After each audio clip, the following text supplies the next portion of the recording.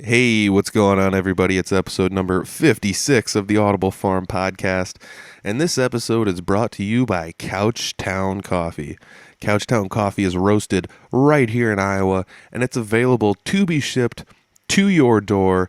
That's right, you can ship it to your door just like everything else you get shipped nowadays. I mean, who doesn't love going and shopping online and having things shipped directly to your door? You might as well ship your coffee to your house as well. Couchtown Coffee, like I said, roasted right here in Iowa. You can go to www.couchtowncoffee.com and you can find whatever coffee you want based on what they have available. They will roast it to your specifications and they will ship it to your house. What's more is they're sponsoring the podcast and they are giving you an opportunity to save 20% on your order of Couchtown Coffee. 20%. That's unbeatable. So you can get coffee shipped to your house. Basically, the shipping is deleted when they take 20% off. Not only that, but it's a little bit more than the shipping usually. So you can save 20%, pretty much getting free shipping on your order at www.couchtowncoffee.com. Make sure you enter the code word Tyrant to save 20% on your Audible Farm Couchtown Coffee order. The code word, once again, is Tyrant. Why is the code word Tyrant? Well, I'll tell you what, this week I'm doing something I don't think I've ever really done too much of, and that's interview a whole band in one podcast sitting. I had talked with all of the guys from Tyrant Souls. Mainly, I had most of my conversation was done with Donnie Bates. Donnie's the vocalist and bassist, and when we were talking, he was saying every single guy in the band wants to get on the podcast, but not every guy in the band wants to talk for an hour. So what they decided to do was invite me over to their practice pad and sit down with each and every one of them and record a little interview with each one of them as far as where they've been, how they got started playing, what direction they're taking the band Tyrant Souls in, and things of that nature. They were very, very accommodating.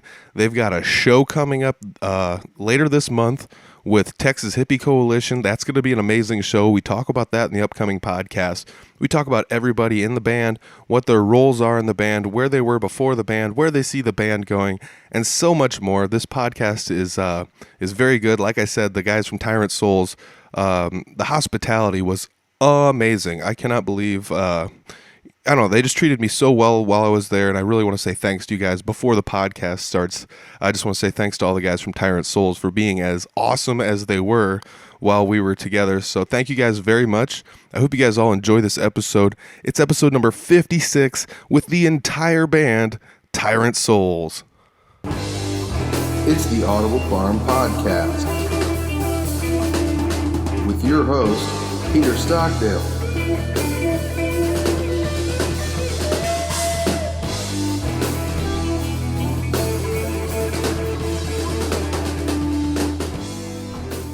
I'm going to be sitting down today with different members from Tyrant Souls, and we're going to be talking about how they got started, who's in the band, what drives them to be in the band, what their influences were, where you can find them, all sorts of good stuff like that. And we're going to touch on most of those topics with as many of the members as we can so we can get a nice little smattering of exactly what you guys are all about. Sitting down first, I've got Donnie Bates. Don, you were Donnie. You want to go by Donnie? Yeah, Donnie. Donnie. So, Donnie, you actually were the one that kind of contacted me about doing an interview, and you wanted to include as many members of your band as you could, which is a very good tactic. I haven't done too much of this on the podcast yet, but it's a good idea because we get to hear what each one of you guys are about in one nice shot. So what do you do in the band? I mean, I've got it on my lead sheet here, but let's talk about it. Well, I'm the lead vocalist and bass guitarist in the band. I've been playing musically for about 30 years, various instruments, and bass was one of them. The interesting thing was I got a call a little over a year ago from Mike Kellow and was asking if I was interested in coming and singing for a band, come check it out. He found a really hot guitarist. So I went and checked it out, and before the end of the session, we got decided that I was going to become the bassist in the band. instead of hiring somebody else. So I'm dual purpose. So you went double duty on that one. Yeah. Now, I hadn't picked up a bass in several years, so that was quite the challenge of patting your head and rubbing your belly all at once. Yeah, yeah, no kidding. Singing and playing is not an easy task in any capacity. I don't care who you are and what you're doing. Right. I don't care if you're playing the drums, playing the drums and singing. Oh my God, that'd be insane. I don't know. I can't even imagine that. But even playing any sort of a guitar and singing is not easy. Right. So props to you for doing that, man. Did you you play bass in this band? Did you start off originally playing bass, or what was the thing that got you to start getting into music? Well, that dates back to about 1981. I picked up a violin. My mother enforced the issue, and I carried that through until that would have been 1984 that I stopped playing, and I picked up a guitar. And funny thing is I didn't want to go into high school carrying a violin to get my my butt kicked. So yeah, I picked up a guitar, and I ran into some friends, other musicians, and one fella pretty much strong-armed me out of this guitar I just bought and handed me a bass guitar. Huh. And it was his old man's jazz bass, and I mean, the thing was beat to crap. Yep. So he says, "Yeah, man, if you want me to be in this band, I'm going to have you be the bass player." So that's where all that started. But I continued playing acoustic and 12-string, and as far as different genres, I've ventured into country as well. Oh, crazy. But yeah, it all started with the violin. I went into viola and went through orchestra and all that jazz. I was a little band geek. Yeah. I'm actually finding that a lot of people grew up being kind of band geeks or whatever. They started somewhere. I started playing the trumpet, so like. Oh, right on. Everybody's got their little thing going on. You said you got Mike in the band. He's your drummer. We'll talk to him in a second. Yes. You said he contacted you about kind of getting involved in the Tyrant Souls thing. How do you know Mike? I played with Mike with a band called Devil's Deck. Okay. We were together for about 3 years, and the band kind of dissipated at the end, and I was sitting with nothing going on, and he knew it, and so he contacted me, working with me before, and he was wanting to, I didn't know if it was going to be a cover group or original or what, but they were leaning towards original. Yep. Well, I'm a songwriting fool, man. Oh, so nice. I walked in the door the next practice with 4 or 5 already completed songs. Oh, cool. And we just started applying music, and it clicked. That's cool. So when that magic is happening, you just don't stop, So how long did you guys practice together as a band before you finally took your first booking as a band? We had 4 practices as a complete unit, as you see today. All right. And that was at a place called Eastside Stock, which is coming up here in a couple weeks, actually. So is next week. Is that like a yearly show? Yeah. All right. I believe they're in their 3rd year. Cool. Yeah, that sounds about right. Yeah. So you guys ended up, I feel like there's a lot of bands that do that where it's just like, dude, we got something special. We got to go show somebody else, or like at least take it to the stage and see what everybody thinks of this before we go any further with it, Were you guys well received there? Oh, yeah. Yeah. Yeah, that, at our age, we're kind of an older group, of course, of guys, but our demographics were there. These are the people that know us. And to be honest with you, we're an all-star team. We've all been through the mix of different bands, and one of our fans commented that, you guys put together an all-star team. It's good. It's good to see that. So you guys are like a super group of the area, then. Pretty much. Of past bands. Do you think there's like a little influence of your past band coming into this band, or? Yes and no. I've been in original acts before, and I played bass guitar with them. I didn't do too much lead vocals, but backup vocals and stuff. But I was always writing the songs. Yeah. So that influence has really stepped out into Front Street, so to speak. I can see that. Because now I'm in that position. Yeah, you're singer, songwriter, and musician in the band. Right. We're all creators, in regards to this, and that's what's the beauty of this band is, we're all coming from different age groups. I'm the youngest in the band at 49. Nice. And there's you would have fooled me. there's a 9-year span between us, the other 3. So you're coming from different generations, but not that far. Yep. So we all pretty much have that same mindset of music core, and that's what makes up Tyrant Souls and our our sound. I would have to say, generationally speaking, as far as like the music you guys grew up with, there was still a predominant factor that people holding instruments were making music. Oh, yeah. You know, there wasn't so much of a lot of people in a studio behind the scenes playing to backing tracks, whatever Right. is going on today. A lot of our shows that we have done with some of the national touring acts, they have a lot of that backtrack computer generated. And we're kind of like AC/DC's mindset. We just go out there, plug in, and rock the hell out of it. Yeah, you know? yeah. So you play. It says that you.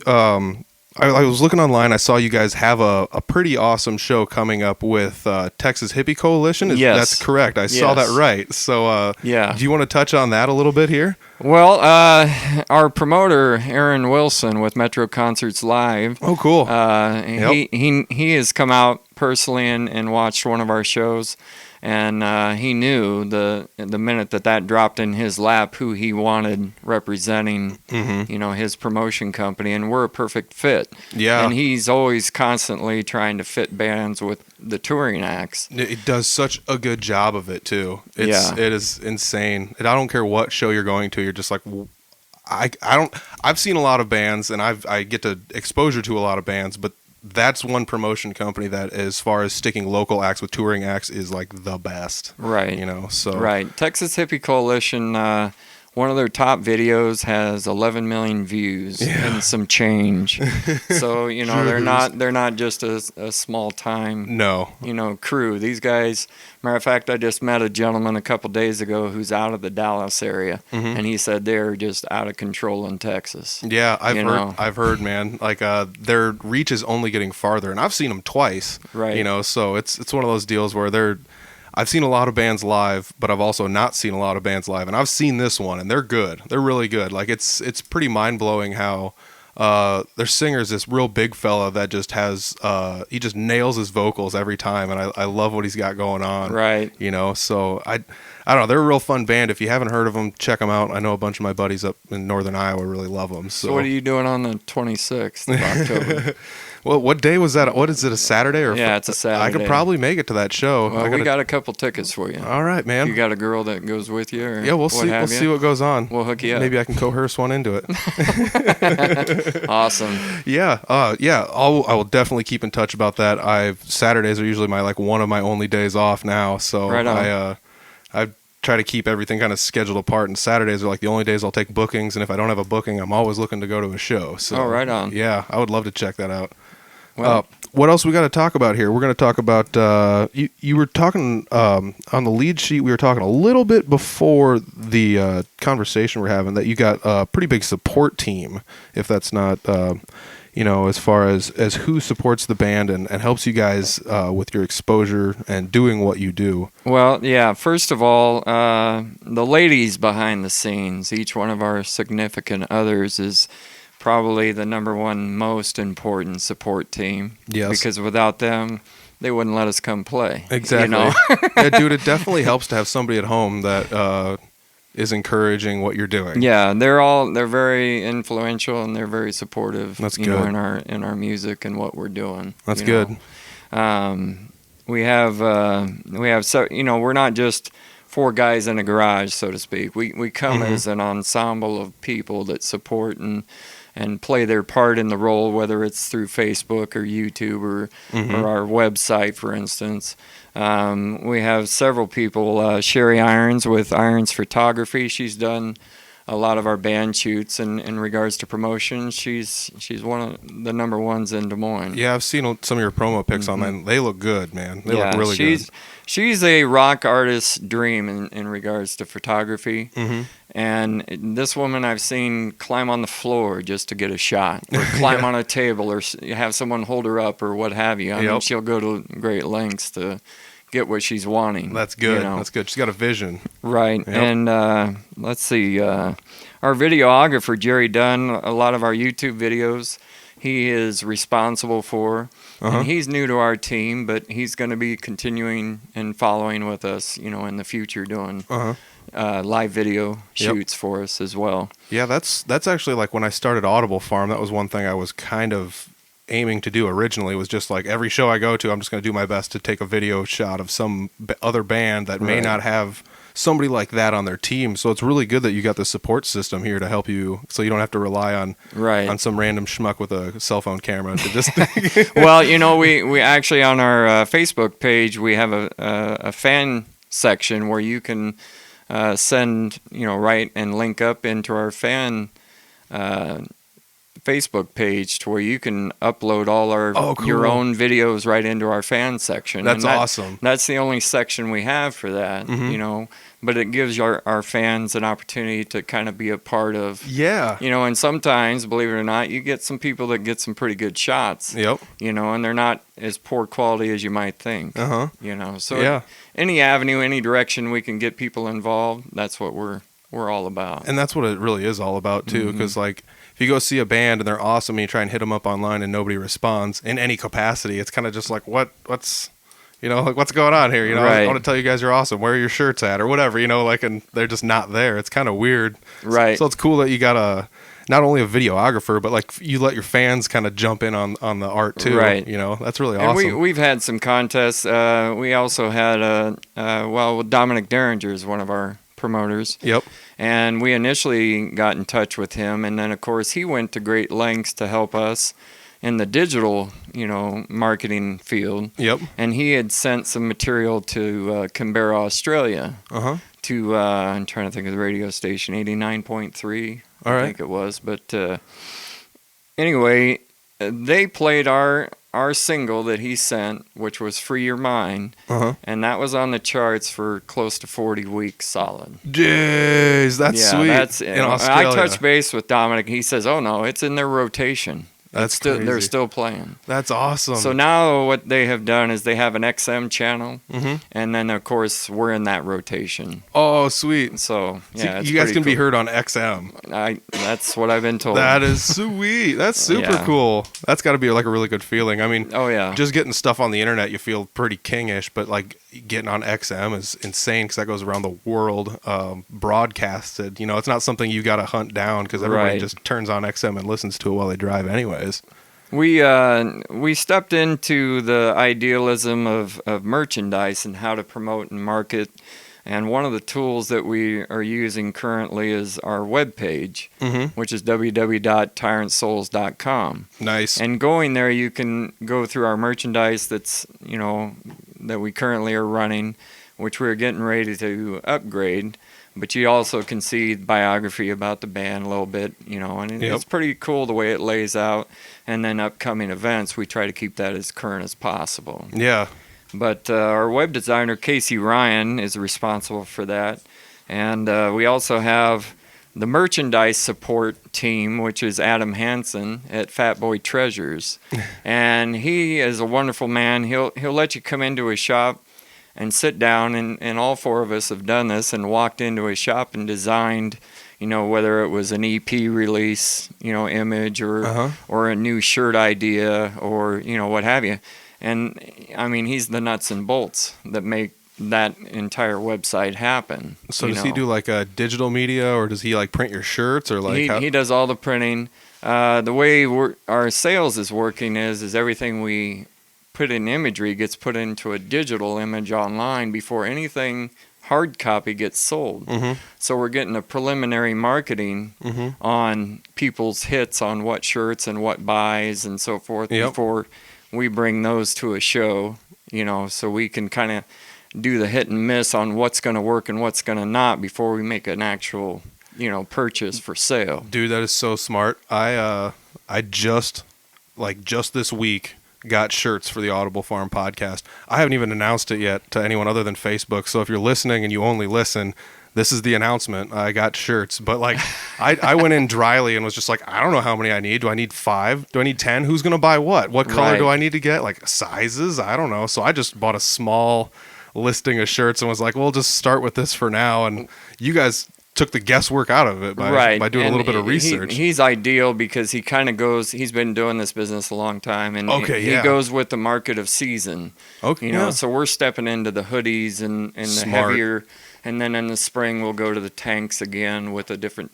That's so smart. The actual merchandise material of what you're putting out there is very important. Yeah. Not only it takes the guesswork out of your imagery design because you just don't know. Mm-hmm. I was in a band where we designed, it had not really a half naked, but a very attractive woman printed on the shirt and, some wording and blah, blah, blah.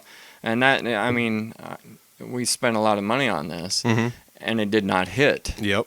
And it wasn't really, it was summertime, it was tanks, it was female shirts and so on. But then someone came along with, let's put a rose on the back of that instead. And them things sold like hotcakes. There you go. You know what I mean? So doing it digitally, it takes all the guesswork out of that because you'll never generate anything unless people are actually saying, yes, that's the one, that's the one. Yeah, makes sense. So it's very cool. That's really neat. Like that's something I feel like maybe some other bands could probably take away from just this first part of the podcast. Right. Is, the way you market yourself, whether or not you're a small or big band, it's going to be pretty important so you don't waste time and money and energy and effort dragging shirts around that nobody wants to buy or whatever. Even with our Facebook page, I mean, we're kind of elementary in that aspect. A lot of bands' pages, you post something and then it scrolls down, the more posts you get. So if you're looking for something, a show date or something that was in the recent month and you're pretty active, that's like 30, 40 rolls down. Yep. In our page, we designed an actual main page and then individual group pages leading to our merchandise, which links you right to our webpage. Yep. Our photographer's page, where you can have any shirt or any picture off that shirt image or off of her page put onto a shirt image. Oh, that's cool. Yeah. So, and the fan page is open simply for the fans. Yep. And we did giveaways and contests and stuff, and we actually did a song title, contest, and it was our 10th song, and the winner that we chose, the best song title won a shirt and an EP and so on. Well, that's exactly what we have decided our album is going to be named, is that song title. Dude, that's awesome. We are also looking at releasing an album sometime in 2020, and of course first a single, and the decision on that single song choice has not been made yet. But the album is going to be entitled Live Free, Die Free. Live Free, which Die is Free. Our number 10 song that we put out as a contest winner. That's cool. So we incorporated a lot of that connection by doing that. But the Live Free, Die Free is a great slogan, and a lot of people connect with that simply. So if we get the right imagery to go along with that in regards to an album cover or merchandise support, I think we're going to be gold. Dude, that's really good. Like let's just say you're putting a lot more thought into this than I did with my merchandise.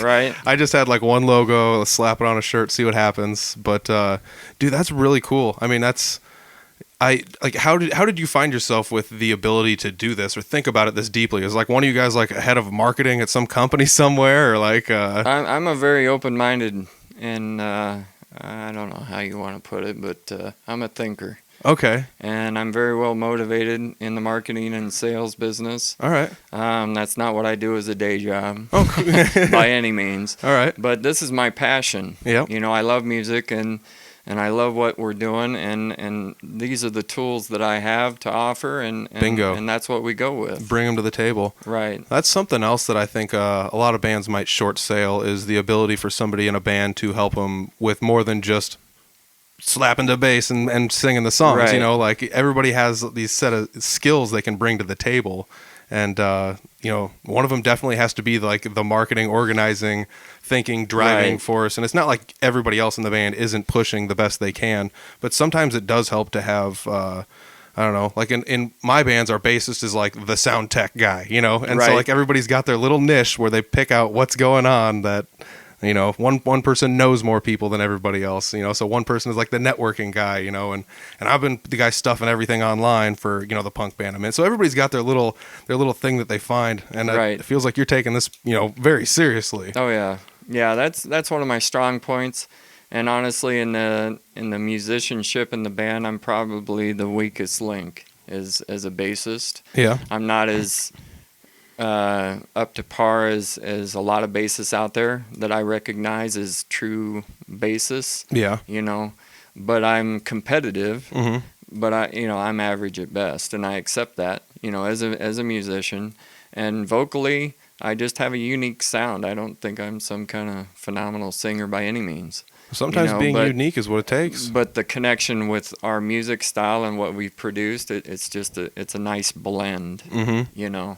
Well, So as far as you thinking you're not a talented person, like, let me put it this way, like, there's a lot of middle ground between Lemmy and, like, Les Claypool. Right. But people still think Lemmy's a good bassist. Right. You know, and Right. so I wouldn't sell yourself short. Not saying you're Lemmy. Right. But, you know, I wouldn't sell yourself short in that aspect at all. right. I mean, especially taking on singing and playing bass. I mean, not everyone can be Les Claypool. No. But Les Claypool is also, I'm not going to shit on him, but he's not the greatest singer. Sorry to use profanity, but No, you know, no, like, that's all good. It's you know, seriously though, like, I wouldn't really call that the greatest singing ever. Like, it's not anthemic rock like Queen or something that he's belting out. So Right. So you were talking about how you have a big support group. It is networked very well through your Facebook page, and you've done a very good job of that. But everybody can find you on your website as well. Where else can people find you online? Because there's different places for... Well, due to the courtesy of Crazy One Promotions, Reverb Nation, Spotify, iTunes, Apple Music, you can run us down. Mhm. We have the song "The Ripper" out on a single, and I think it's 99 cents or something. But, Nice.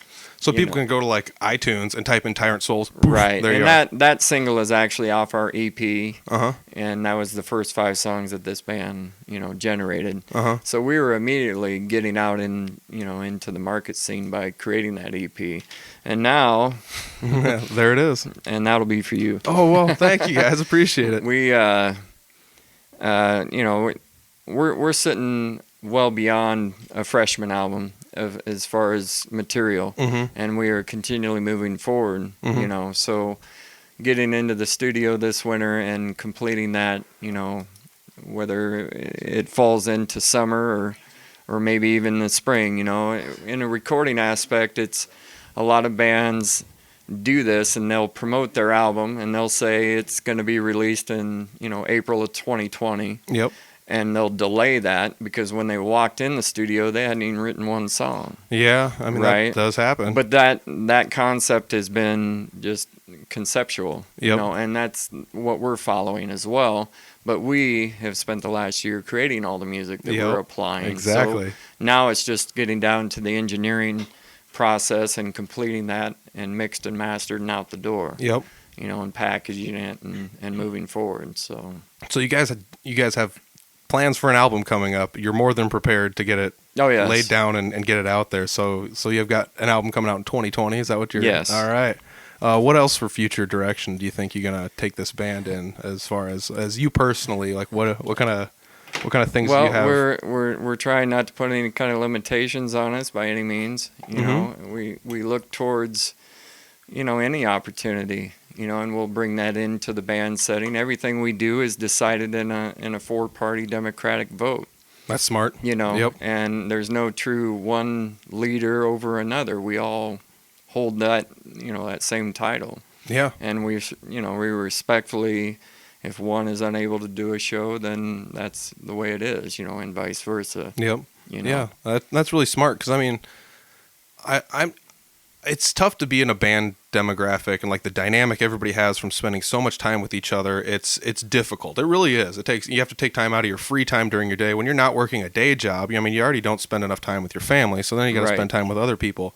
And to have that democratic, like, the democracy, the diplomacy to handle yourselves that well is shows wiseness beyond years. At any age, I don't care what age you're at, dude. Like there's heavy rock bands that are super popular nowadays. It's like 60-plus-year-old dudes still fighting with each other and breaking up every now and then. Oh, right. So it's it's a marriage. Yeah, honestly, and I've had a few. They all know that, but the hellhounds are not chasing me anymore. Yep. So we'll just leave it at that. But I'm with a group of gentlemen that are professionals. Yeah. We're a nice, clean, squared away band. That's good. That's good, no man. bullshit. No, I mean we all have our little differences like any human on this planet. Exactly. But we all, for the greater good of the band, know exactly what's most important, and that's our fans out there. Yeah, it's not like, I don't know. Sometimes I feel like it does happen in the scene where bands just aren't being as supportive as they could be, even to their like own fan base or at a show or things like that. And it's very obvious that you guys, I've seen you one time at a Dominic's show, and it's very apparent that you guys aren't taking any sort of drama from anywhere and just like spewing it out into the public. Right. Because I hate to see, I'm not going to blame bands for it, but it's kind of one of the reasons I wanted to show everybody's bands and as people in the public eye, as in the podcast, was that sometimes I would see bands and their negativity on the inside would be showing on the outside when they were playing, right. and it was like, well, this is kind of difficult, or it's difficult to see like band members fighting at a show pre or post playing, and it's like, oh man, now I was gonna go up to these guys and high five every one of them, and now I don't want to get yelled at, Right. So you guys do handle yourselves very professionally, and it does show. You guys have done a very good job of that, and I mean, it's a lot of that comes from each one of you guys adding your own aspect to the band. Is there anything else you want to add to this? You and I have eclipsed 25 minutes talking already.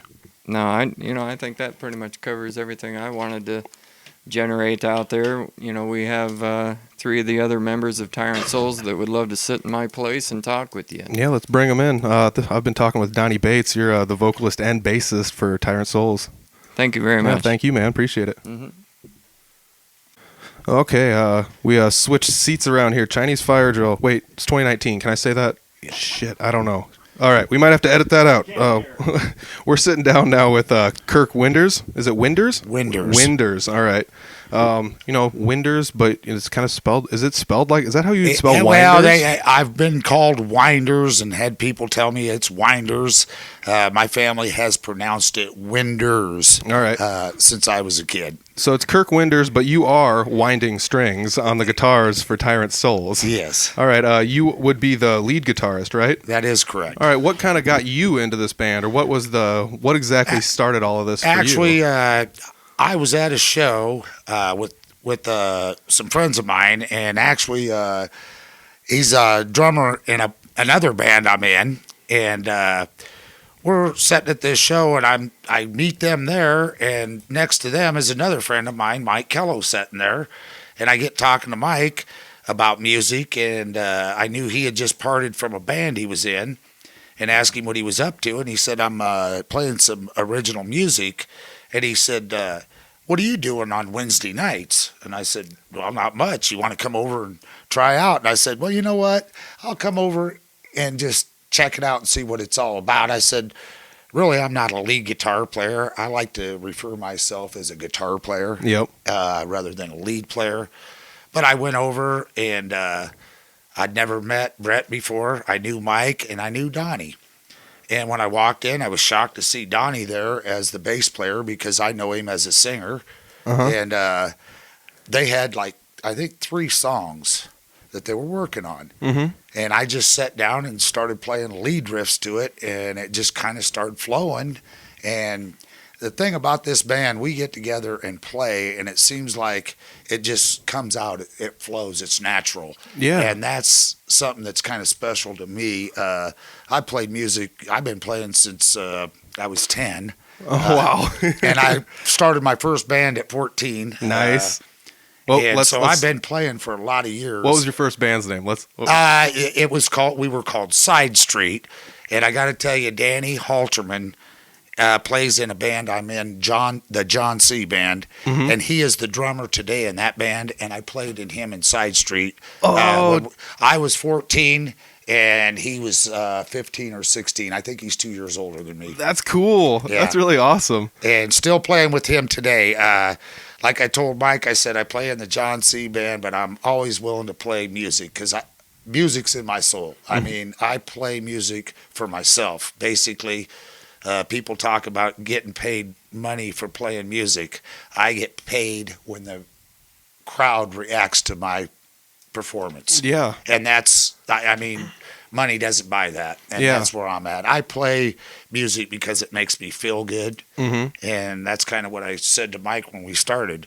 If I enjoy it, I'm going to come back. Yeah. And here it is over a year later. And we've got 13 songs worked out. We're working on the 14th. And, you know, we Dang. just keep going forward and working it out. And we've played with some national acts and got some exposure, and it's been really good for this band, I feel. Okay, so like we did talk a little bit. I talked with Donnie about how you guys are going to be playing with Texas Hippie Coalition. Yes. But who else have you played with? We in the past we played with Saul, which is a upcoming band, and them guys were phenomenal. We played with My Epic, Smile, Empty Souls. Oh, cool. Yeah, I've heard of Wolves at the Gate were really good. Small Town Titans were just a riot to play with. Them guys are really good. And then we played with Fire from the Gods. Okay. And them guys were just, to me, exceptional. They recognized people playing music for the same reason I play it. Yeah. And it's in your soul and makes you feel good. And they're all about that. And if you haven't seen them, Fire from the Gods, I strongly recommend them. They're awesome. So we've been talking about how you've been playing music pretty much since you were born. What got you started? Like, did somebody buy you an instrument first? My family was into music, but I got to tell you, I bought my first Grand Funk Railroad album. Nice. And I wanted to be Mark Farner when I was a kid, and I got an electric guitar. I had blonde hair. I grew my hair long. And I just wanted to play and sing like that guy. Unfortunately, I can't sing very well. Don't play guitar very well, but I keep trying, and that's all you can do. But I have a lot of fun playing music, and like I say, Tyrant Souls, this band has done a lot of good for me because it's brought me out of, I would say, like a shell that I've been in my whole career. Yeah. And just opened up, and I play stuff from my heart instead of, in a cover band, you're learning a song and you want to play it exactly perfect, just like they play it. Yep.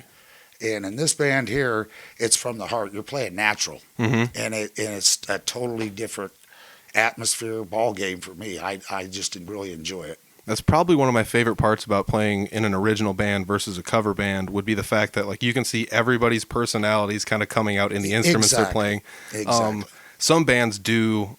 Like, it seems like they do chisel everything out, and it's like, this is your part, and you have to play this part, and only this part, and like, it does happen like that sometimes, but a lot of times you can see like, oh, this, you can totally tell that this person used to listen to music like this, and this, and that's what's coming out and they're playing. Yeah. And that's what's such a special part about finding 4, 5, 6 people that can stand together, because it's just 4 of you guys in this band, but finding that many guys that can stand together that have music of palatable tastes that kind of mesh and lend themselves to one another. And it blends. That's what I mean.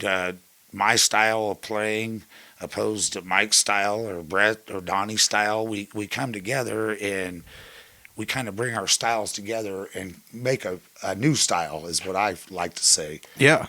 Yeah. And so, I don't know. This band has been a lot of fun for me. I've really enjoyed it this far. And looking forward to what we're doing in the near future is really exciting too. Yeah, I was talking with Donnie about you guys having an album coming up. That's going to be really sweet. I definitely can't wait to listen to that. You guys also have that big Texas Hippie Coalition show coming up. Yeah, so. and we do have some big festivals that we're researching for the 2020, and that's the thing. Playing big shows is a lot of fun. It's just an environment where there's a large group of musicians. I love it. Yes. Oh, yes. When you get a big festival, or we played the East Side Stock thing that we're doing next weekend. I think there's 8 or 10 bands. Local bands just get together and everybody plays a set and has fun, and it's just really a good time. Yeah, I've definitely thought that, like, as when I started doing the podcast and going out and talking to people and going to a lot more shows and seeing other musicians, the camaraderie that you feel amongst other musicians is almost unbeatable. Because, I mean, I described it in a couple podcasts back, but it was like, even if you make a mistake, it's not like somebody's just like, gotcha. They're almost like winking at you like, nice save. You know, like it's one of those deals. It's not, nobody's out there to hurt anybody. No. It's awesome. And that's another thing. Live music, the beauty of live music is there is mistakes in it. Yes. And when I go to shows, I mean, that's part of the show. That's special if they made a mistake. When you see a band like Kiss make a mistake, that's magical because they don't make mistakes. Exactly. You know what I mean? Yeah. So you got to feel lucky is what I say. Yeah, exactly. I mean, it totally doesn't have anything to do with this, but this is why I was thinking about it the other day. Like, why is this meme so funny and it's not offensive? And I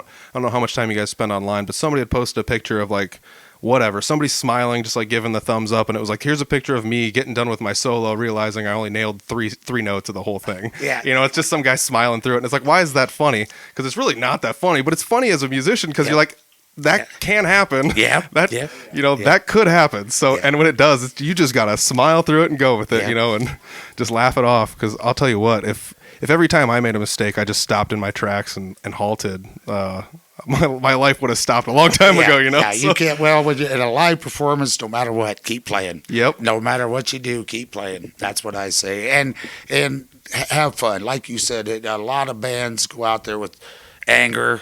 I go out there with happy. I'm happy to be here, and I'm ready to play for you people. That's the attitude I think this band brings is, we're happy-go-lucky, energized. Yeah. I mean, it's very apparent. I mean, just sitting down here and meeting each one of you guys, it's been very apparent that you guys all are in this for the right reason. It's not like, if we don't make $1 million by 2020, we're out of here. Yeah. We're going to break up and split different directions and try something. You know, it's like. Well, I remember at 18. I remember when I was a kid quitting school to become a rock star, and then I got a job with Polk County and got a career and worked my whole life. And now that I did retire, and now I'm playing my music like I want to do. Nice. So you're actually living your dream. I'm living my dream. Like you wanted to. 40 years to do it. Hey, so don't give up on your dreams, people. Oh, man. So you play the guitar. Did you ever play any other instruments at all? Or I've tried to play a lot of different instruments. I'm not very good. I could play a little bass. People throw rocks at me when I try to play drums. I have violins upstairs that I can't seem to play very well. My son plays every instrument very well. I did play the trumpet in school. Oh, nice. Fellow trumpet player. I don't know if I could play one today. Probably not. You know what's crazy is I picked up a trumpet a couple of years ago. I saw a band with a trombone in it. I'm like, that's cool. I want to try it. Let's see what I can do with this trumpet. Picked it up and was like, I still remember so much of this. It's wild. That would. I don't know if I could do it. But I'm not sure if trumpet fits into Tyrant Souls. No, probably not. So there's just everybody shaking their head. No, probably not going to be a trumpet player in Tyrant Souls next album. So don't be holding your breath for that one. So we've talked about quite a few different things here. I covered a giant brunt of what Tyrant Souls is about as far as like where you can find you guys online and things like that with Donnie. But is there anything else you want to go over in the podcast? Not really. We're looking forward to playing music next year and having the fans get out and hear our new music. But outside of that, I'm just fired up about what's happening with this band and where we're going. Awesome. And it's great to talk to you always. Yeah, man. You want to give any shout outs before you take off? I just thank you for your time. That's all. Dude, I really appreciate it, man. Thank you so much for joining me on the podcast. All right. Now I'm sitting down with Mike. Mike, we've mentioned you. Oh, nice. That's a new shirt. There's a new shirt for me right there. New Tyrant Souls shirt. Yeah. That's awesome. My design. That's sweet. Guitar pick. Yeah. Sweet. I like that. It's got to have gargoyles. We got gargoyles down here. It's got to have gargoyles. Yeah. Oh, dude, that's cool. I know. I actually haven't, not that I haven't really looked around too much at your guys' practice pad. It's kind of neatly decorated. You got some deer skulls and some gargoyles and stuff going on here. It's pretty cool. Yeah. That's awesome. Well, thanks for the shirt. And I got a sticker. All kinds of goodies there, that sticker's definitely going on the guitar case. Yep. I've got a guitar case that is just smattered with stickers, and it needs another one. Yep. So we've mentioned you a couple times in the podcast, and it sounds like you kind of were one of the guys that just started hitting people up saying, hey, You want to come over and jam? And so how did all this come about? Sounds like you were one of the first guys kind of poking people about this. I was. I did start off. I played in cover bands for like 30 plus years. Yep. Got to the point where every song I played, I just wanted to gag. I couldn't stand playing somebody else's music anymore. I get you. And one day I thought, I'm done. Mm-hmm. I can't do this no more. I'm done. I left the band I was in. I tried to get them guys to do, some of our own original music. I wanted to write music. Yeah. I didn't want nothing to do with it. I said, okay, then I'm done. Yeah. I can't do it no more. Dude, that's okay. Let's put it in a more palatable sense for people that don't have the slightest clue what you're talking about. How would you like to listen to Sweet Home Alabama and Sweet Child of Mine? And, how would you like to listen to just those same 3 or 4 hours worth of songs over and over again? It gets kind of old, but then if you're the one making it does kind of, I bet you just felt like a robot out there. Like, I'm just doing, I got to where there was no feeling no more. I would mess things up, and I knew the song, Mm-hmm. but I got to the point where I didn't care. Yeah. Because even though I was making good money doing it. Yep. They were making really good money doing it. Yeah. But it wasn't about the money. Exactly. It was about what I felt inside, and this wasn't what I was feeling anymore. Yeah. So, like I said, I left the band. I ran an ad on some musician site off Facebook. Mm-hmm. Any guitarists out there who want to collaborate, start writing music. Mr. Brett Wonderland Nice. answered the ad. I think that was maybe October or something. I don't know. September, October. We met for the first time at the Polk City Square. Okay. I said, okay, well, I'll get off work. Let's just talk. Mm-hmm. Let's see what happens. He got out and I got out, and we did sit there for almost 2 hours. Okay, this is good. Yep. He's got a good direction. I got a good direction. You guys can at least stand together for 2 hours and not hate each other. So you got a good start. Yeah, we clicked. We clicked. So he was looking for a band. I was looking for a band, and it just all just kind of clicked. So he came over to my house. He had sent me some samples of stuff that he had done, other bands and whatever. And I thought, okay, cool. Well, I can work with this. I can put my style with this stuff. Yeah. And so then he came over, and we had a couple practices. And I said, well, this is going really well. I mean, everything just falling together. Yeah. Let's find some other members. And I said, I got the gentleman that I was just in a band with, and a couple bands later, whatever. And he's a decent singer.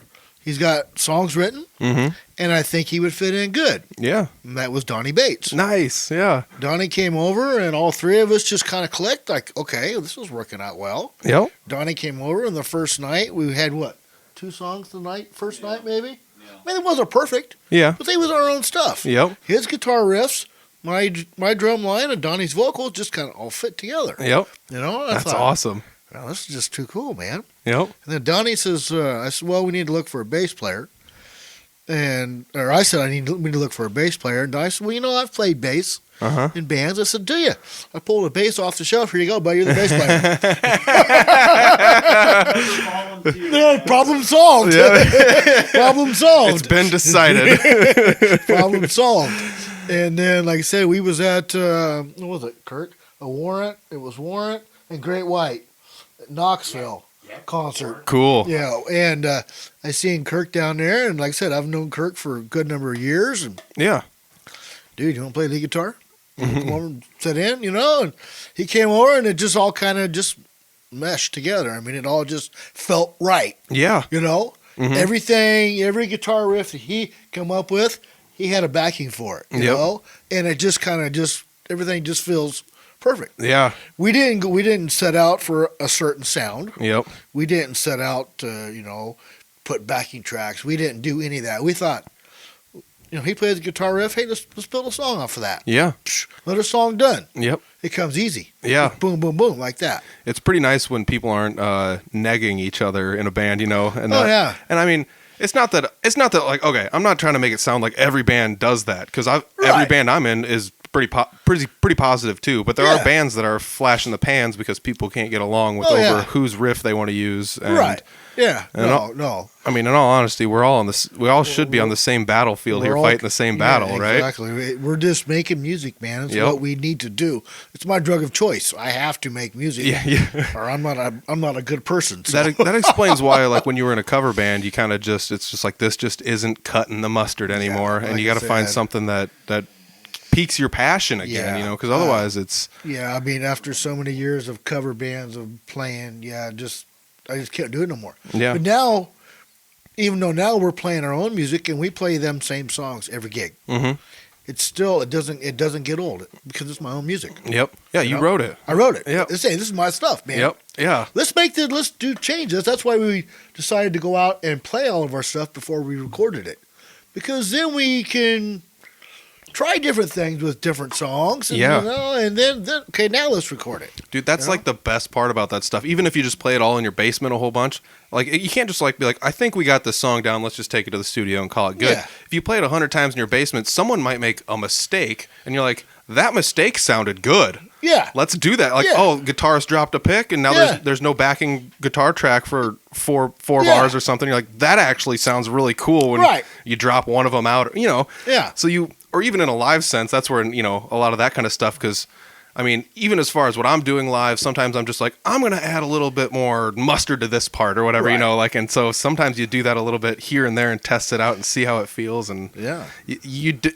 songs change, man. Songs yeah. change over time. Oh yeah, I mean, even I sit down and while I'm playing something along, I thought, well, maybe this will sound good too, and I'll throw something else in. Yep. And everything's constantly changing. Mhm. Yeah. which is a good thing because you're thinking. Yes. It doesn't become old and repetitive. Yep. After that, And that's the other thing is, like, usually when you make a song, it starts out kind of simple. Like, we're just going to go this. We're going to do this third part, and then we're going back to the first Yeah. part. But then you have to, like, well, let's put a fill in here. Yeah. Let's put a fill in this part. Yeah. Let's change this other part so it's different than the first time we played it. So you're like, well, let's put a different lead over top of the second time we play Right. this. And by the time you know it, you're like, oh, none of these parts are exactly the same, and we've got a whole song right here. Yeah. So Yeah. that's And we've got a couple of songs that are basically just jam songs. Mhm. Once we'll do the chorus first, whatever. Mm-hmm. And once we get to a lead part, we'll just basically just jam them songs out. yeah. And we all know how that song's going to end. Yep. Just when we get there, we don't know. Yep. Because it's just all one big jam. Yep. We're going to end in the same spot. It's going to end the same way. But just when we get there, Kurt will give us a nod or whatever. Okay, I'm done. Okay. Yep. That's what we need to know. Dude, that's also some of the best part about being in a band is not having everything so chiseled out that, like, Oh, yeah. being live, it's awesome when you're just like, let's go another round. Yeah, Let's go another exactly, round. And exactly, exactly. I absolutely love the ability to do that in a song. Yeah. And I can't. Yeah, you're right. Some of these bands are just chiseled. It has to be this way. You have to step here. You have to step there. No, Yep. that's Yep. to me. That's when it has become a job. yeah. And this is not a job. I don't know. It definitely shouldn't feel like one. It shouldn't feel like one. Yeah. Right. This is just like I said. This is what keeps me sane. Yeah, and you're doing You know? it. You're doing it for the love of this. It's not like okay. If you want to put it in other, like, black and whites, I don't think you left a paying job playing somewhere to go to somewhere else that was going to be an inconvenience to not get paid as much as Right. because that's the unfortunate Yeah. truth of Yeah, music yeah. today. We don't make nothing now. What we make goes back into the band Yep. and to buy merchandise or whatever. That's we all, don't make nothing That's how now. every one of the bands Yeah. I'm in functions, man. Yeah, Yep. yeah. We all doing it because we love it, and Yeah. and if we didn't love it, we wouldn't be there. That's right. That's right. So, like, did you start playing drums initially? Did you, like, play in high school, or is it just something you just picked up when you were I young? started playing drums when I was about 5. I did school programs Oh, cool. and everything. In fact, I would it would just be me, and they would turn on a record player, and I would play along with the song. Oh, nice. That's how I would do all through school. I would do that all through school. That's cool. And then when I got out of school, I did the partying for a while, and did all that. Didn't play for a lot. Then I started playing again. I got into a lot of bad things. Yeah. So then I just had to walk away. Yep. I walked away for a good number of years, raised a family and stuff, and Yep. I started playing again. Yeah, So, man. I mean, I was the same way. In my 20s, I didn't have my head straight. I didn't know what the hell I wanted to do. I didn't play guitar for like 7 years. Yeah. You know, I wish I would have had those 7 years back to at least just hold the damn Right. guitar in my hands a little bit. But sometimes you need to take a nice reset of what's going on to recapture what motivates you in your life. yeah. Me in the last 3 or 4 years does not hold quantitatively like the same weight as me in my early 20s. Oh, yeah. I'm not the same person. I'm assuming a lot of us aren't, you know. Yeah, It is kind of cool to like have the ability to like grow up and come back to something you once loved and then go at it with a new sense of drive and passion. Do you think that like the music that you listen to influences the way that you play? I mean, I'm probably sure it would, because they would just put records on and you would play along to them. Oh, right. So what kind of records are we talking here? I was big into Elvis. Nice. I played a lot of Elvis stuff. Of course, Wipeout. I grew up in the Yep. 60s, 70s. Wipeout was big. Yep. Huge for drummers. Yeah, huge for drummers. If for some reason somebody hasn't heard it, go check it out. Yeah, it's right. a fun drum part. I Yeah. remember being a kid watching an adult play Wipeout once, and I was just like, "Oh Yeah. my gosh, Oh, yeah. what is You know, going on?" And that was a request. Mike's got his drums. He's playing Wipeout. I mean, it's just the way it was. Yep. You know? And, yeah, like I said, I was big into Elvis. Did a lot of Elvis.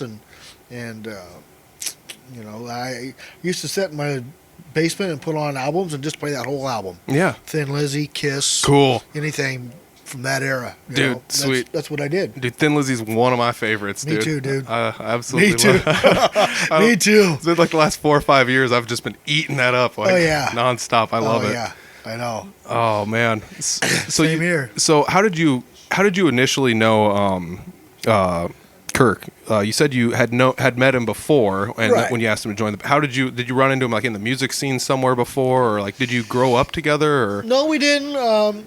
He's an East Sider. I grew up like northeast Des Moines, and he grew up on the east side. So our paths had passed through the past. Okay, You know, hey man, how's it going? Blah blah blah. You know. Yep. And then I was in a band with another guitarist from the John C. band, Mm-hmm. and then I started going to see the John C. band, and that's how I met Kirk. Cool. So, like I said, we had met in passing, Yeah. but never, hey, you know, how's it going? Blah blah blah blah. You know, Yeah. nothing like that. And then I started going to see the band and stuff, and started meeting all these guys, and Mm-hmm. come to find out, you know, we all knew a group of people. Yeah. We all knew each other. Yep. But it was just, you know. The circle was so big there was Yeah, no chance right. for you guys to get face to face Yeah. and talk. Exactly. You know, and that's Yeah. kind of crazy thing about like the music scene is I feel like everybody's slightly interconnected a little bit, whether or not they want to look Oh, that right. deep into it. And that's what I'm kind of finding out doing the podcast is Right. it's a small-ish world out there in Oh, the music yeah. scene. There might be several thousand of us, but there's only several thousand of us. You That's know? right. So That's right. Exactly. So how long did you play in a cover band? How many years until you finally were just ready? Like I'm going to try and make my own stuff. You talking like 20 years, 30 years? Yeah, probably. You know, back in, this had to be at least 20, if not 30 years. That's pretty cool though, to be able to like say you had a paying job and a gig that lasted that long for 20 or Yeah, 30 years. yeah. To be active for that long would Yeah. be, you know. But it wasn't always the same band. You know, bands come and go. Yep. It's just the way it is. Yep. And I have a bad habit of getting pissed off, and sometimes my temper gets the best of me, and somebody pisses me off. I'm done. I'm gone. I'm see ya. You Yeah. know, blah blah blah. And like I said, I've had a number of different bands throughout the years. I played country for a long time, Yeah.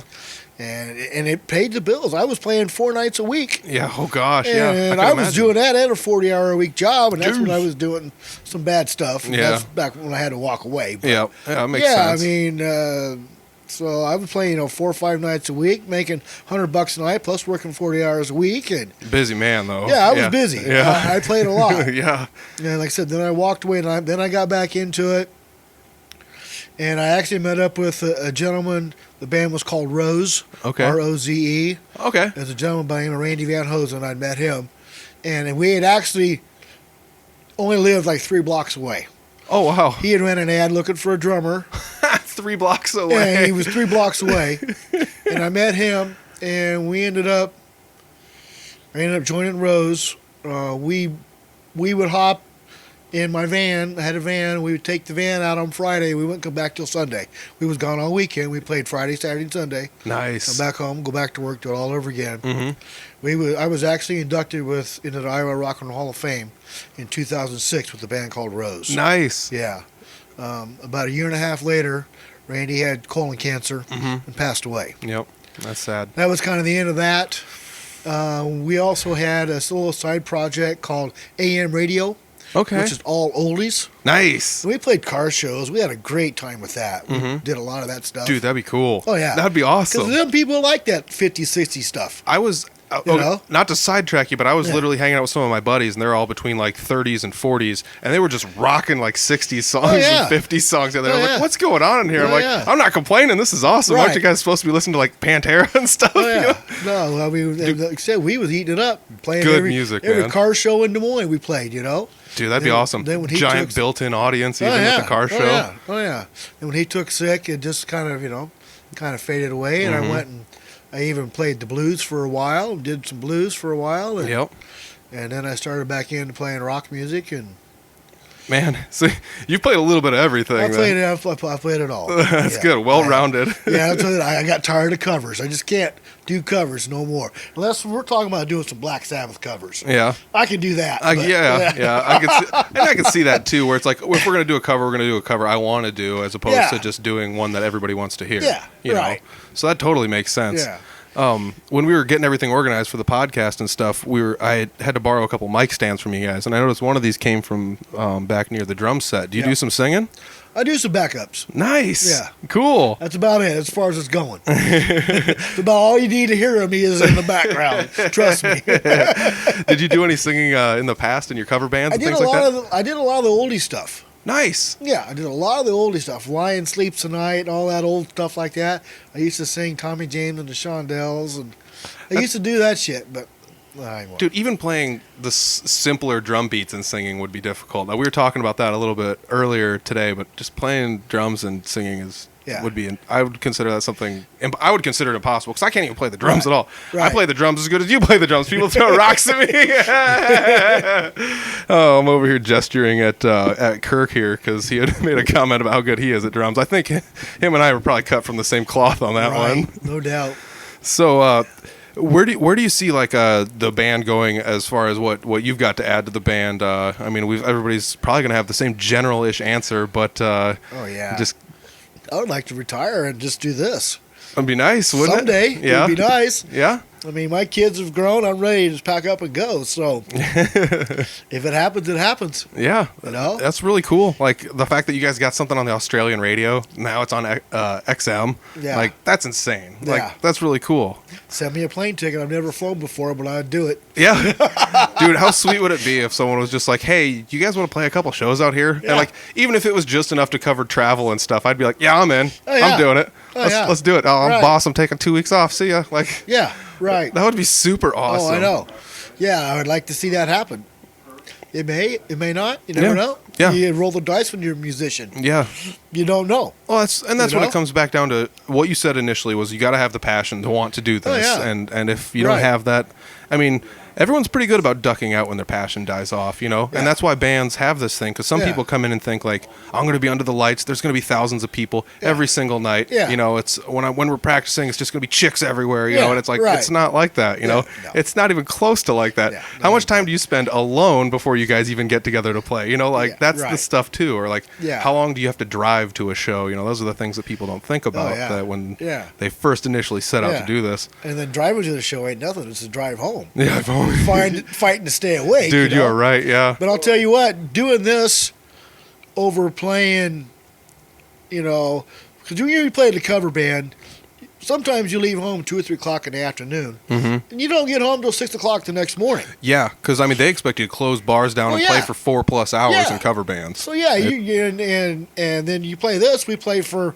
45 minutes tops, and it's like a walk in the park for me. I can do this all day long, Yeah, over and over again. yeah, I can set up my drums and turn them down in 15 minutes. yep. You know, I got it down to a science at this point. So Yeah, And that is also one thing we probably should mention about cover bands. Those guys are covering large blocks of time and putting in ludicrous amounts of time to It's brutal. to get paid the money that we were talking about. Because we're talking about how they will get paid more than us, but they're also putting in 14 hours of a Saturday into a Sunday and getting home at 6 in the morning to make that money. Yeah. So they justifiably do deserve that money, though, too, man. Yeah. I've seen many a sunrises, I'm tell you. Oof, yeah, on the sunrises on the road, man. Yeah, sunrises on the road. That's right. Crazy. So you just played the drums. You never played anything else. You got not too much of a. I haven't. Yeah. You just like beating on things. Yeah, then yeah. So were pots and pans your first drum set, or did your parents buy you one, or did you? Actually, my parents was very supportive. They bought me my first one. That's awesome. In fact, it's kind of weird because my first drum set came from Woolworths. Okay. Uh-huh. And it came from which is now Woolies. Oh, no way! Yeah. That's cool. Yeah. That's sweet. So the drum set you came out of a shop that was at the building that Woolies is at now. Yeah. That's why it's called Woolies, because it was the old Woolworths department store. Ah, that's cool. Yeah, I didn't know that. Dude. Yeah. Dude, that's sweet. Yeah.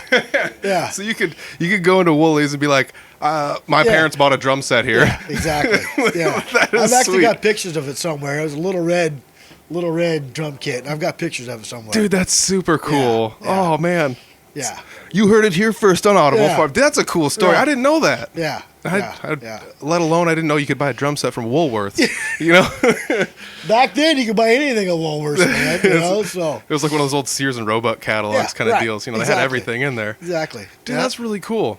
Yeah. So I feel like we've covered quite a bit here. We've done well over the 15-ish. But is there anything else you want to add to this? High fives to anybody that helped get you here. You know, thumbs ups and Just everybody come to a Tyrant Souls show. Support local music. yes. A lot of that's not done enough. Yep. You know, I can't stress that enough. You need to support local music Yeah. because these guys are out there every day of the week, putting their stuff out there and doing the best that they can, put on a good show for you, and they need some recognition. Yeah, man. You know? You're 100% right. Yeah. I guarantee no matter what kind of music you like, if you went to local shows, you could find half a dozen to a dozen bands that you would be like, these guys are freaking amazing. Exactly. They are right in my wheelhouse. Exactly. I mean, it's not like every band is going to be in every wheelhouse. You don't have to No. go up and just be like, this band's the greatest band. You're the Yeah, greatest band. right. You're the best guitar player. You're the best too. And just like, Right. But you will find something that you enjoy. Exactly. So you are very hit the nail on the head about supporting live music. All I can say is you have to support local music. Yeah, if you want to go see your buddy's band, stick around and watch the next band. Yeah. Show up early and watch the previous band. Yep. That's what it's about. I mean, that is what it's about, man. Exactly. This really is. Cool. I want to say thanks for joining me,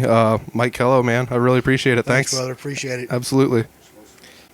The wondrous Brett Wonderland has joined me right now. You are the other guitarist. Yes. I guess if we had to put a label on it, you would be the rhythm guitarist in the band. Yeah. I never really liked the term rhythm and lead too much, but at the same rate, it is what it is. You Yeah. know. Yeah. I'm the rhythm guitarist in two bands. I definitely am surely not the lead guitarist in one of my bands. That's for damn sure. But how did you find yourself in this gig? It was kind of bizarre.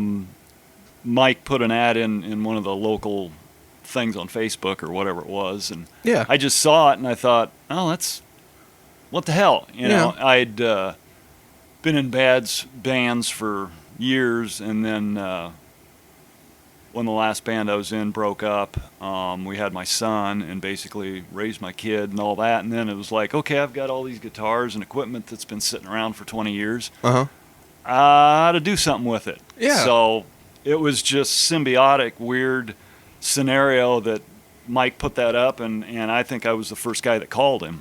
Yeah. And we got together, and it was like, well, I guess he didn't have to talk to anybody else. We kind of hooked up, and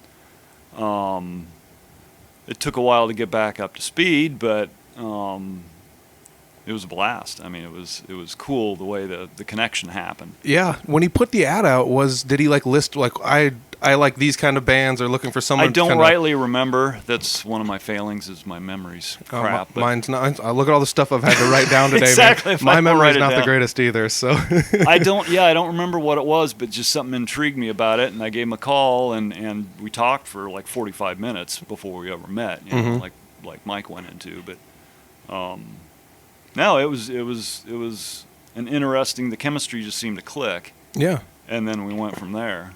Obviously, What kind of bands had you played in before this? Or Actually, about the same time Mike and I got together, old band I was in 30 some years ago, I ran into our old lead guitarist, Pat McMurray, and we started talking and reminiscing and whatever, and we actually got together, and then we got a hold of our old lead singer and bass player, Tim Grant, and that just kind of reconnected after, I think it was 25 years. Oh, nice. What kind of music do you guys play? We do kind of progressive stuff. Oh, cool. All our Pat's got like 2,000 albums. He was the archivist of any kind of music you could think of. Yeah, that's crazy, man.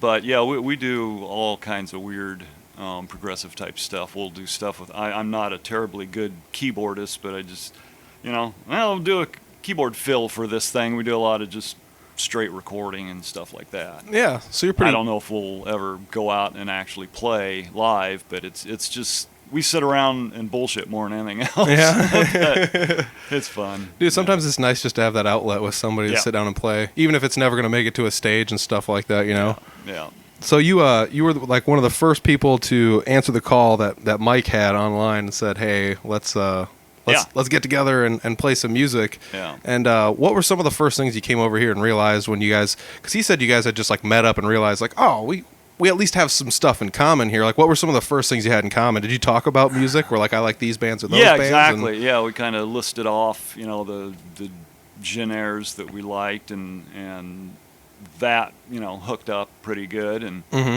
when we started playing, I think because that's kind of my job and obviously with Kirk too, is coming up with riffs. And I always loved Tony Iommi because of what he did with guitar. I mean, he is the riff god. Yep. And I listened to all the old Black Sabbath stuff, and he was kind of my idol among others. But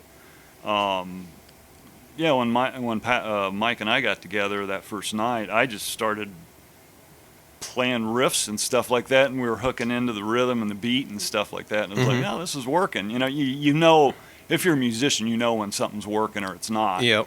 And it just kind of happened. And it was like, that's rare. Yeah. I mean, sometimes it is tough just to get two people on the same page, because you could have like a great guitarist and a great drummer, but if they don't have that mental connection, if their grooves just don't line up, the riffs don't match, and it's just something doesn't fit. So like there is something to be said about being able to pick up on what the drummer's doing and try a riff that would fit to something that is in his wheelhouse, or vice versa.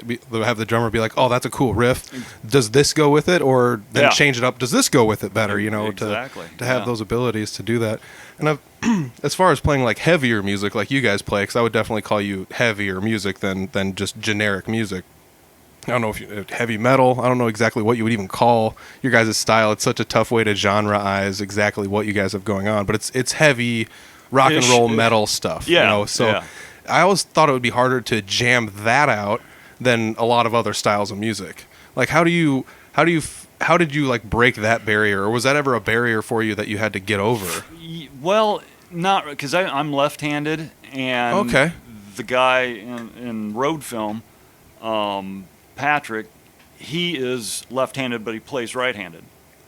Okay. And what and I do it with Kirk too, is we're kind of a mirror. Mm-hmm. I can look at him and he's basically playing what I would if I was looking into a mirror. So for me, it was really easy to hook into with right-handed players because they were just the exact opposite of what I was doing. So, yeah, makes sense. And vice versa. So, yeah, it is kind of weird when you like. Because, I mean, as far as growing up and playing music, I grew up in the internet age. So I got to at least have tabs. I got to have videos online of people showing, like, this is how you do it. But you would still have to sit down and watch people play to figure out what they were doing. And sometimes it does take a little bit, even if someone's like, okay, I'm right-handed and they're right-handed and they're kind of going this way. And you're like, when you're first doing it, it does take a little bit of mental energy to be like, I got to go this way. But if you're like you said, looking into a mirror, sometimes it's a little bit easier. Yeah, when my mom got me this little Epiphone parlor acoustic at a garage sale. I still got it. It's a sweet little guitar. But anyway, I strung it up left-handed because I was left-handed. And anyway, Mom said, well, you need to go get lessons, learn how to play this thing, Mhm. So I remember I went to the first and last lesson I ever had. The first thing the teacher said, "Oh no, you need to learn how to play right-handed." And I went, "Nah, that's not going to happen." So that was it for me having any kind of classical training. Dude, that's and that's then- unfortunate. Yeah, know? I mean that was that time though. I mean, and it was really hard to find instruments that were left-handed. So a lot of times I would get like double cutaways, ES-330s, something like that I could flip over. Yep. I don't know how Hendrix did it with a Strat. That's just freaking You had insane. odd, but- weird cut, like Oh yeah, the how he cutaway- got to the top end I of the don't neck. even know, man. You know, The cutaway was made for a thumb. Yeah, not, exactly. not for all four fingers. No. That's wild. Yeah, I guess, Yeah. thinking about that, I guess coming from your standpoint where like if I want to get a left-handed instrument, it's going to cost almost twice as much, or Back whatever, then it was, it's yeah. 50% at least as much on top of whatever a right-handed. So like, of course you would want to get a right-handed one and then just flip it upside down and go with it. Yeah. I never even thought once about like, it's got to be a double cutaway. Top cutaway's got to be pretty deep in there because you got to get your fingers in there. Yeah, yeah. So I'm just going to assume you have since bought a left-handed guitar. I made two guitars that You were made two? left-handed. Oh, jeez. Yeah. My dad and I went down to Paxton Lumber years ago when it was still around. They had this huge 1.25 inch thick plank of genuine mahogany. Uh-huh. And I went, I can, we had a bandsaw, so I basically traced out a buddy's Strat, and a buddy had an alembic, so I basically made an alembic bass with a Kramer aluminum neck, Cool. and then I made this Frankenstrat thing that's got it's got kind of a raised, like a Les Paul, so it's arched. Oh, It's kind of weird, but Dude, that's I neat. love that thing, and then I put a scallop neck on it and stuff. that's like cool. that, You so- still got those? Oh yeah, Dude, Oh, that's yeah. really neat. Yeah. Building a guitar. Yeah. That's sweet. I think like the most I've ever done is just like remodel a guitar. Yeah. So that's the difference between remodeling a house and building a house. You know what I mean? Yeah, I kind didn't of. quite put any of the You work learn in. a lot of mistakes along the way. And Dude, that would be difficult. But at the Yeah. same rate, if you just trace the like a Strat, then you cut it out, then you just flip it over, and now it's the mirror image. Exactly. That's kinda something what else we I did. would. Yeah. That's brilliant. I would have been like, well, we got to turn it upside down or something. What do we got to do to this to make Yeah. it come out the opposite way? But you just use the other side. Yeah, so. the first time you put the router on it, you got to make sure, okay, is this the direction you want to do it? That's crazy cool. Did you do woodworking like growing Yeah, up? my or- dad was kind of a jack of all trades, so I learned how to weld and Oh, cool. woodworking and all kinds of crap when I was a kid. So, Dude, that was just those- stuff to do. Dude, those trades are lost on today's generation. Even on my generation, Yeah, like I got the tail end of all of it. Like I can weld something if I absolutely have to. I can cut stuff out of wood if I absolutely. But I'm not a very good woodworker, I guess. So Well, and a lot of it's like music or anything else. You have to have a passion for it, and then you got to spend the time. bingo, Yeah, Yeah. that's a lot of it. 100%, man. Hit the Yeah. nail on the head. Yeah. Pun may be intended there with the woodworking. I don't know. Yeah. So you had this first practice, everything's going well, all the rest of the band members come in, you play a handful of shows. Is there any show that stands out specifically to you to just being like, oh God, this was the night that it all feel like we are doing this for sure, because sometimes the first show gets a little rocky and you're like, oh man, that was good, but we're gonna have to readjust a couple things and do this. And usually every band has that one show where there's we turned the corner tonight, we're doing this thing. I think there was one we did at Vaudeville, but I can't remember who the Fire from the Gods, I think. We just had one. show. Yeah, we just everything nailed. Yeah, dude. The sound was good. That's a big thing. Is if playing live, if the sound is the way you envision it, I think then everybody kind of that's when everything gels together and you can hear each other, so you can play off that. Bingo. And timing for us, timing's a big thing. We want to nail it, and so if we get a good sound, I think that's critical when you're playing live. Yeah. It's really tough because if you think about it, I bet every band is in the same predicament we are. We play in a small room together and practice, and then you go to somewhere like, I don't know, Vaudeville, where the ceilings are 9,000 feet tall and the building's 800 feet deep, or no, whatever. It's a total different. Yeah, it's a huge building compared to where you're used to playing, so you rely so heavily on the sound guy to pump you the right mix to hear it. And then what the other crazy thing I find about like going to places like vaudeville is the stage you're hearing on the sound, or the sound you're hearing on the stage, is like not even close to what's being heard out there. So you could be nailing it out there, but if you can't hear yourself on stage, then you don't get to hear those subtle cues that you need as a band. That's exactly it. So hats off to the sound guy on that. Yeah. That was another one of your big shows that you played for, like a touring band. Yeah. Do you guys get picked for that one too, to play on that show? Donnie, I think, worked that in. Cool. I don't remember who got us into that one. Metro. Yeah. Metro, yeah. Like once again coming in picking. They picked a good band to play with a band that fits with them, and the fan base stuck to it. That's the thing. All of us have been around. I mean, if you add up all the years, we got 120 years of experience. But yeah. This year, I mean, that we've been together, the stuff we've been able to do has just been mind-boggling. That's what I was telling Donnie when I was talking to him. I said, man, this ride has just been freaking wild. Uh-huh. And it just looks, next year looks like it's going to be even cooler than the last one. So, I mean, and we're all having fun. That's the main thing. Yeah, I mean, that's come across very clear as far as talking to each and every one of you, that you guys are all very apparently enjoying what you're doing. And that is a big thing as far as like driving a band to keep going day after day into the next year, to have plans to do more things. Because I mean, there's bands that they do what they do, but their kind of drive is gone. It's like, well, we're never going to make an album. We're just going to play shows when people want to book us, and like, there's nothing against being in a band like that, but to be driven like this, you guys all definitely have to desire something bigger. Music I mean, it's a communicative thing between the audience and the performers. Mm-hmm. And if you've lost, it's kind of like being in a marriage that neither one love each other anymore. I mean, if the band isn't into it, how the hell is the audience going to get into it? You know? And it's like, if you're not there to embellish pleasure to the audience, and you're just kind of going through. I mean, the Who went through that for the last 4 or 5 years before they really broke up, and it was hard to watch them. Because you knew they just had daggers, at the other member of the band or whatever, and obviously the audience picks that up. Yeah, it's kind of weird how that like nonverbal communication, and it's not even it's not nonverbal. It's not even like they see people fighting with each other. You can just pick up on the vibe that somebody else just isn't quite where they need to be at this place to do this thing. It's almost like picking out like a, I don't know, fake politician or something like that, or a used car salesman that's crooked or whatever. You're just like, something's not quite right about what's going on. You can just tell here. them they're something's off. Yeah, it's just something's off, Exactly. And they could be nailing everything they're supposed to be doing, but you're just like, one guy just isn't quite as into it. But that's like the craziest thing about this is like each and every one of you guys, you get along really well, and you've all got the drive and the passion to do this. Aside from working day jobs and doing all, because that's Kirk and I are kind of retired now. Yeah. So the other guys have to work, which we feel sorry for them at this point. Oh, you and I have eclipsed about 15 minutes here. I feel like we've talked about a handful of things. Is there anything else that you want to go over? I mean, anything at all? That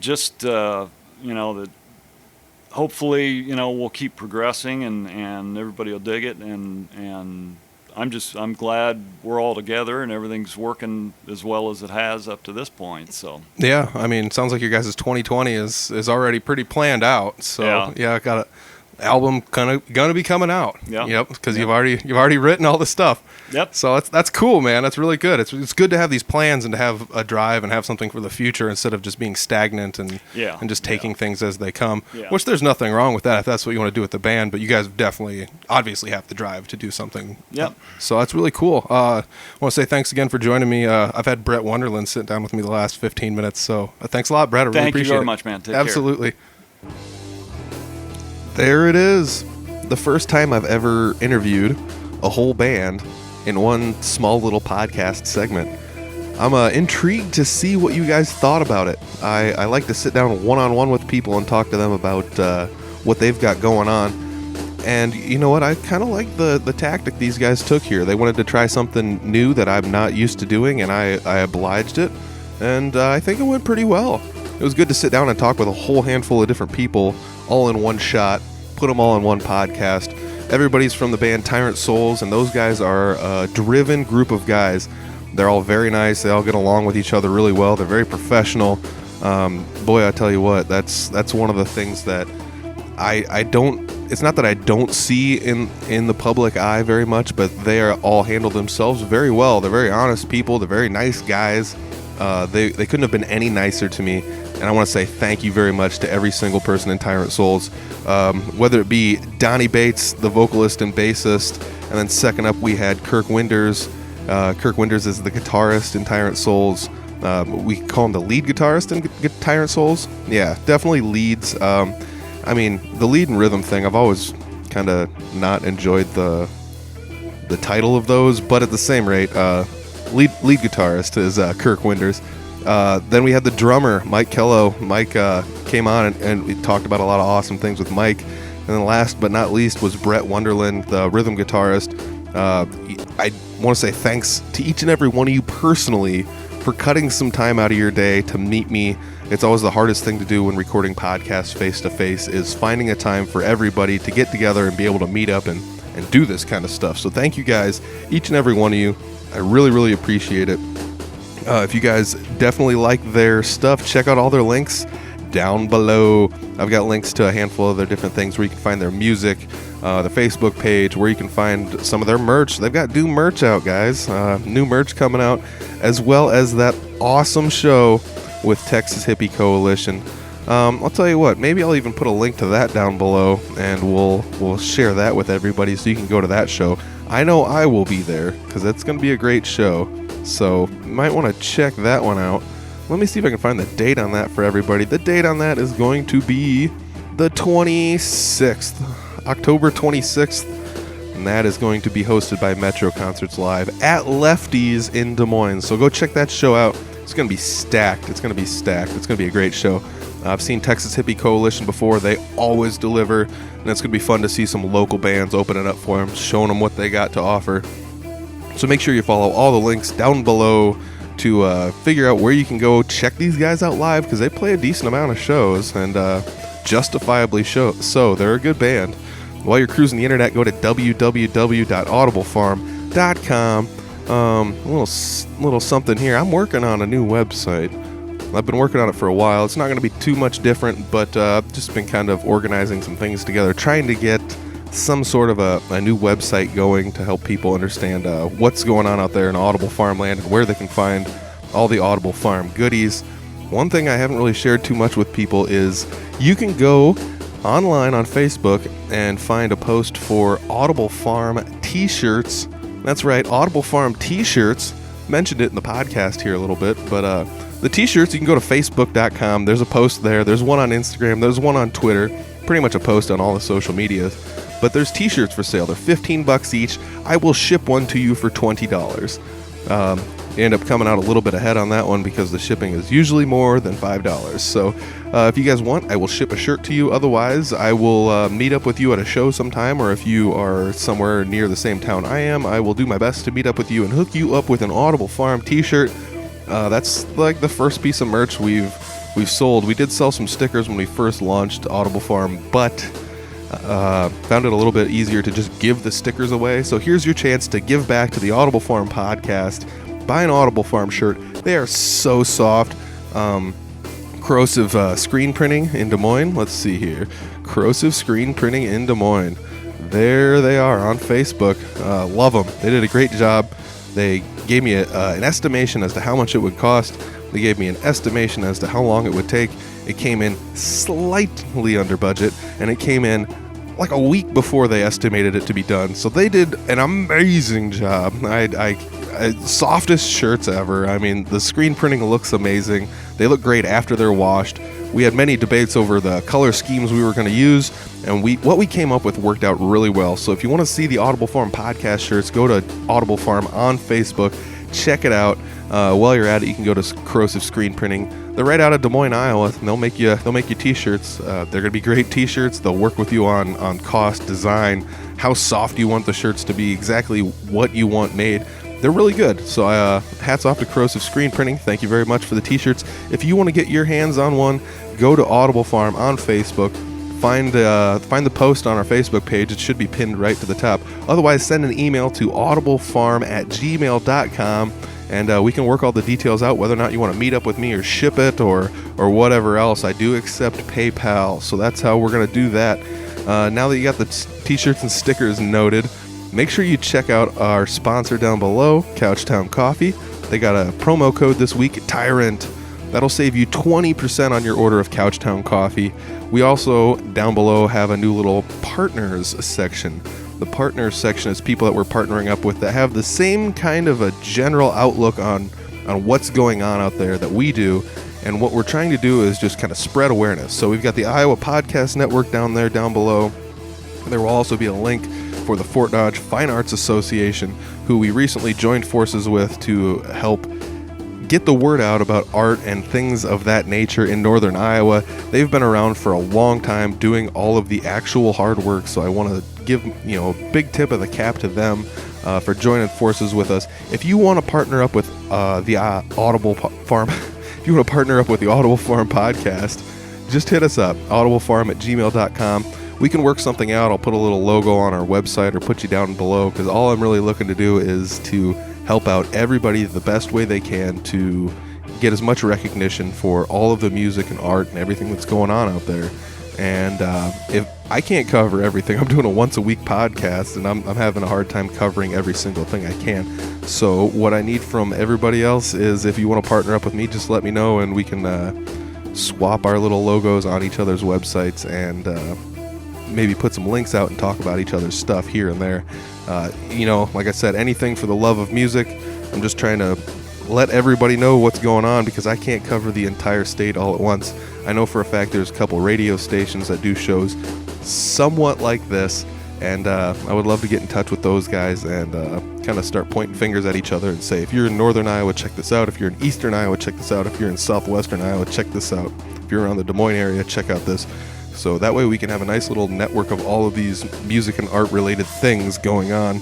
And that's actually kind of what's been going on in northern Iowa with the Fort Dodge Fine Arts Association, and that's kind of what's been going on in podcast sense with the Iowa Podcast Network. So thank you guys very much for that. I really appreciate you guys partnering up with me. Make sure you check out all the links down below. I want to thank our guests once again. Tyrant Souls, every single one of them. We're talking Donnie Bates, and we're talking Kirk Winders, we're talking Mike Kellow and Brett Wonderland. I had a great time sitting down talking with each and every one of you guys. Thank you for taking some time out of your day to sit down with me, and thank you to every one of the listeners out there taking some time out of your day to listen to this podcast. It really means a lot to me. Thank you very much. Go to www.audiblefarm.com. Check out all the links to everywhere. Buy a t-shirt if you want one. We've still got some available. We'll check you guys all next week. Peace.